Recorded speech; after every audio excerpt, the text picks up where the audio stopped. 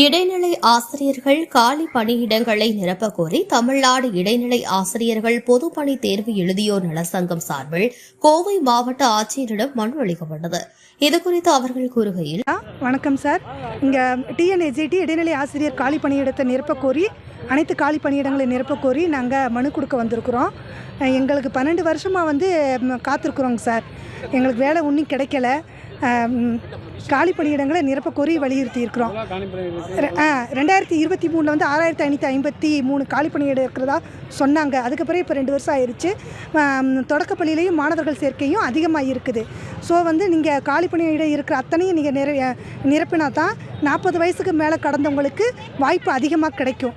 அதனால் எங்களுடைய கோரிக்கையை நீங்கள் ஏற்றுக்கிட்டு அனைத்து காலி பணியிடங்களையும் நிரப்ப உங்களை தாழ்மையோட கேட்டுக்கிறோம். இது டிஎன்எஸ்ஜிடி இடைநிலை ஆசிரியர் பணியிடத்துக்காக கேட்டுக்கிறோம். இங்கே அனைத்து மாவட்ட ஆட்சியர் அலுவலகத்திலையும் நாங்கள் எல்லா ஆசிரியர்களும் அந்தந்த மாவட்டத்தை சேர்ந்த இடைநிலை ஆசிரியர்கள் சேர்ந்து போய் மனு கொடுத்துருக்குறோம். 24,000 பேர் தேர்வு பெற்றிருக்கோம், குவாலிஃபைடு ஆகிருக்கிறோம்.